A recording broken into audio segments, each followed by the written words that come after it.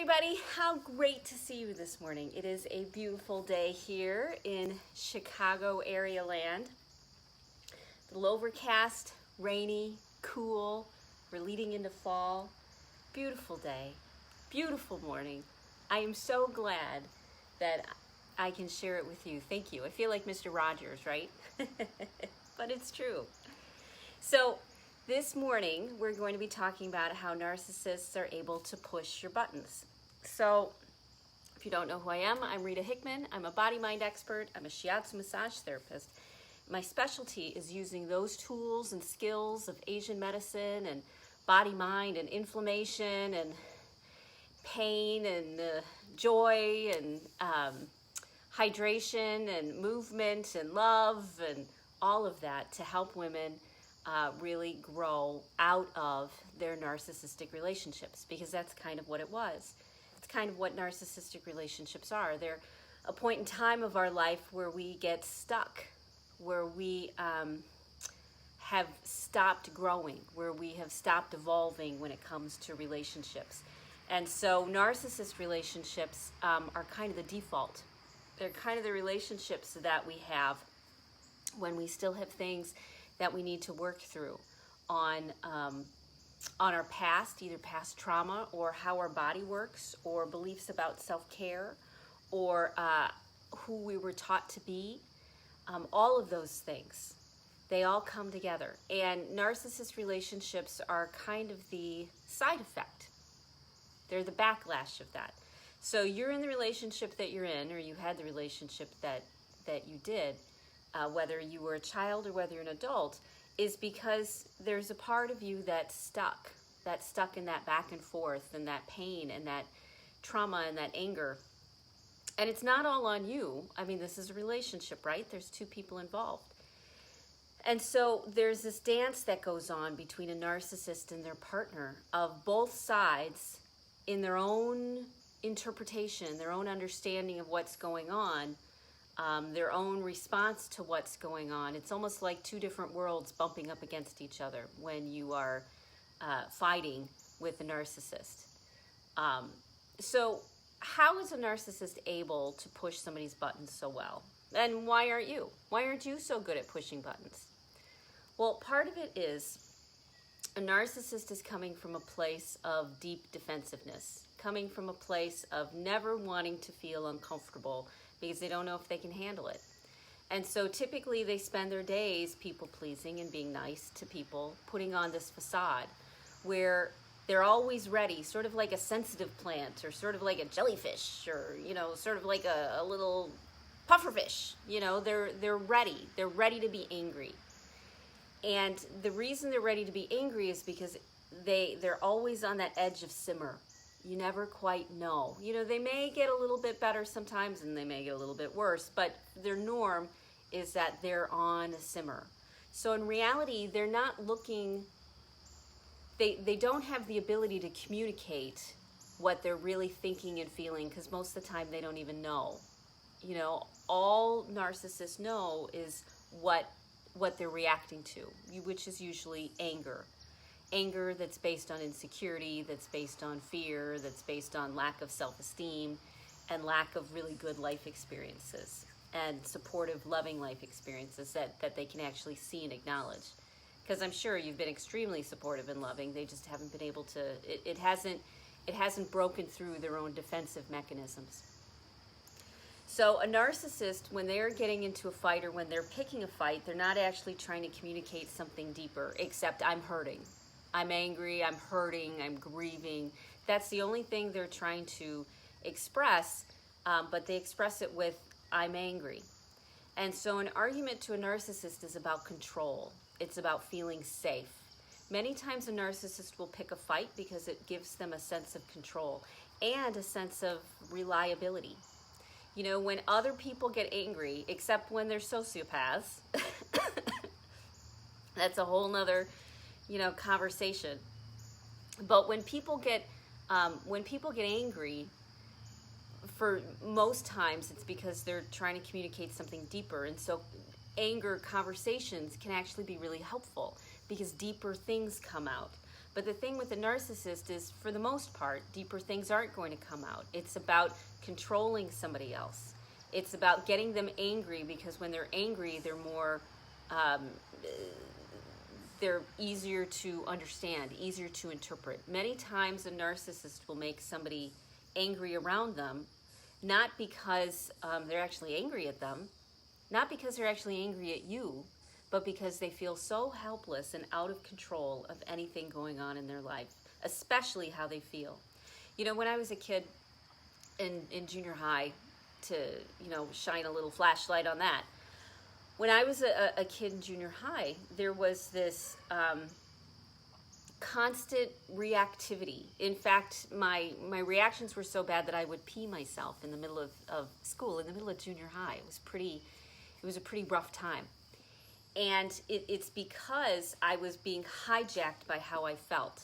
You know, I didn't want to be queasy all the time. I didn't want to pee myself all the time. I didn't want to feel like I was constantly on edge. But it was my anxiety and my insecurity and my trauma that caused me to be in a constant state of protection and disconnect, not even being able to pay attention to how I felt, because I was so overwhelmed by my felt sense, you know, by how my body felt, my reactions and my anger.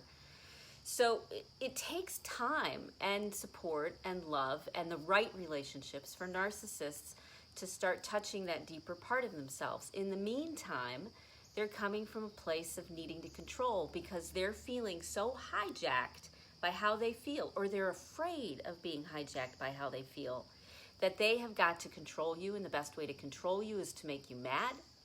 Because when you're mad, you're controllable, because now you aren't in your rational logic mind. I had a friend who would work, they worked at a cardboard factory, and they worked there for decades and decades and decades. And it was 95% men that were there. And what they would do is they would come in, and if they could make somebody else mad, then they won, because it was about upsetting somebody else. You know, one of the biggest surprises I had with narcissists that were in my life is that when they acted mad, they weren't really mad. They were still in control of everything. They were using their anger to get a result. They were using their anger to feel more in control. They were using their temper, or their bullying, or their forcefulness, or, because remember, narcissists are in it to win it. They're in it to win, not necessarily to be understood or to make a point, although that's most people's deeper desire. But on the surface, from the ego point, you know, it's needing to protect. And so they use their anger like they might use any emotion in order to control the situation around them. You know, I know when, in my own way, I would cry sometimes to control the situation around me, because it was fairly predictable how people would respond. Until they stopped responding that way. And when they stopped responding that way, I had to find another way to express myself, another way to feel secure and to feel balanced and in control. So a narcissist, typically, there's a seed of them that's using their emotions in order to, or using the expression of emotions, criticism, minimizing, belittling you, finding the things, looking for the things that will cause the most pain, not because they're thinking about causing you pain, and not because they're even thinking about wanting to communicate something deeper like you probably do. Instead, they're coming from a place of, I need to feel better, and because I need to feel better, winning a fight makes me feel better. You know, there's a reason why people were in wars, why people have conflicts. It's because winning or feeling like you won is such a big feeling for people. And so winning for many narcissists, an argument or a fight with many narcissists, is really more about, it is about demoralizing you. It is about making you small, not you personally, not you as a person, as a loving, wonderful human being, but you as the adversary in an engagement, as someone who agreed to be an adversary. Whether you really agreed or not, you didn't know you were agreeing to that, but typically in the mind is, aha, this is an adversary. This is somebody that I can fight with. This is somebody that I can dominate. Oh, I feel so much better. Now, that's not how I did it. I internalized everything. trying to be perfect, and it caused all sorts of health issues. But narcissists, on the other hand, the ones that don't necessarily think about other people because they're so focused on how they feel, anger is a tool. It was constantly amazing to me that someone could be that angry and that upset and still go on with their day and still go run errands. And, and I could, but I was acknowledged within myself that I'm upset. And sometimes many times, you get so upset that that we have to take a day off of work, that we have to stay home, that we have to lay in bed, that we have to stare at the ceiling, that we have to numb ourselves out. That tends to be what happens when we get hurt, upset, and angry. We get hijacked for the long run. Whereas narcissists, they actually have a smart tool. Before they get angry, they use anger to manage the situation. And the situation is that they want to feel better. The situation is that they want to feel in control. They want to feel like they've won. They want to feel like they can do it and it's okay. So one of the tools that I've always used with narcissists is, if they need to win, let them win. Let them win. Because if it's a mental health issue, if it's a chemical imbalance, if they're more like borderline personality disorder, then they're going to have their peak, and then on the other side, they're going to come back to their rational mind and self-reflect a little bit and be like, okay, that wasn't who I wanted to be, but I don't know how to do it any differently. So there's some self-reflection. But if it's based on, if someone is that far on the edge of narcissism, they need serious help in order to turn their life around. And so because of that, it's best not to even engage, because they're not trying to communicate with you. They're not trying to get something across. What they're trying to do is win. And if you don't let them win, guess what? It escalates and your life becomes more and more miserable. If you're in a situation and you are being triggered and you don't feel comfortable staying in a rational, logical point of view, then it's a good idea to get yourself out of the situation as soon as possible. And the way you do that is by not taking anything personally, agreeing and not taking anything personally. Because when two people are wounded, when you're reacting and they're trying to control, it's a perfect scenario of going downhill fast, of spiraling down fast, because there's that whole fighting, I need to win, and I'm not going to let you win, and it's not fair, and I need to win. And so it escalates, making you freaked out, creating trauma for you. So if you're getting triggered, then the best thing to do is to thank them for telling them how you feel, so that you can get out of the space, so that you can take care of yourself, so you can bring yourself back to balance. Because you getting angry just makes the fight more exciting. It just makes it more wonderful. It just makes it more thrilling. The power of dominating somebody else. I mean, what a rush, right? Except I don't get my rush in the same way. I get my rush by connecting with people. But for the human body, there's that adrenaline rush, that competition, that conflict, and it's craved and it's thrived, and you happen to be collateral damage to someone else who just wants to feel better. So you don't have to be collateral damage. You don't have to let yourself take on any of their emotions. You can recognize that that's what they're doing, and it's not necessarily malicious, although their behavior and words are usually pretty traumatic and awful. But when you take care of yourself first, when you recognize when you're being triggered, that's when you need to protect yourself in a way that actually works. And trying to be bigger or stronger or meaner isn't going to work with a narcissist, because they are already on the train. They've already decided that this is what they're going to do. They're being hijacked by their own emotions, and they're running with it, and they love it. So there's no need to fight with a narcissist. There's no need to feel like somehow you can change it or fix it. The only way we can help people is by doing enough of our own inner stuff, doing enough of our own inner work, so that we can approach the relationship in a balanced way.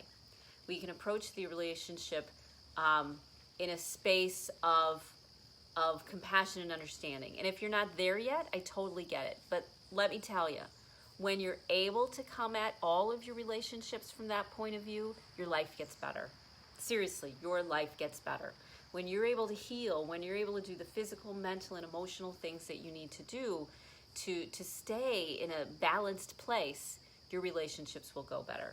Partially because narcissists, because they can't win. There's no fun. You're not fun anymore. You're not interesting anymore, because because you're not giving them anything to pound up against. You know, sort of like the bamboo or the willow, the ability to sway with it. But the best way to do that is to work on yourself, heal the wounds that they have absolutely found and looked for and discovered and manipulate and use, to work on those wounds so that they're not wounds anymore, so that they're healed. And so a narcissist has no ammunition against you because you aren't in a place of being reactionary. And when they've got nothing against you and they can't control you, then things change. The dynamics change. They're forced to change. They either have to leave or they have to evolve. It's one or the other. If they want to stay, then they have to evolve. And if they want to leave and find somebody else because they're not ready, then that's what needs to happen. In the meantime, you don't have to allow yourself to be victimized by this. You can recognize that what they're doing is trying to feel better. It has nothing to do with you. And the more that you join in that conflict, the more you join in that anger with them, the more dramatic and traumatic it's going to be on you and your psyche. Doesn't mean you don't set boundaries. It doesn't mean you don't call people on it. What it means is that you get yourself into a healthy enough place that when you call people on things, you are stable. You are rooted.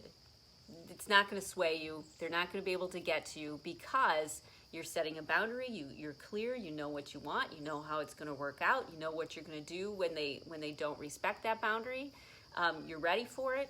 It gives a whole different energy to the interaction, a whole different world. So it's not about hiding and being nice to a narcissist. It's about healing yourself first, and then if you're still in the relationship with the narcissist, loving them through, having the compassion for them to get through their journey. But if you're not there yet, and I don't blame you if you're not, you need to focus on bringing up those wounds, looking at them, healing them, getting new experiences. And if you need help, reach out. I do coaching. I do a wonderful small group. Just send me a message, and I'll direct you where you need to go. We have strategy calls, which are 2 calls for $100, and I sit down and talk to you for a long time, and we figure out everything that's going on, and we look at the next step and where you're at and where you're going and what your game plan can be. We can really get you in a good space. So if you want a strategy call, if you're interested in the group, if you're interested in working with me one-on-one, let me know, because we'll totally sort it out. Reach out, we'll figure it out for you, okay? So have a great rest of your day. I certainly am going to, and I'll talk to you later.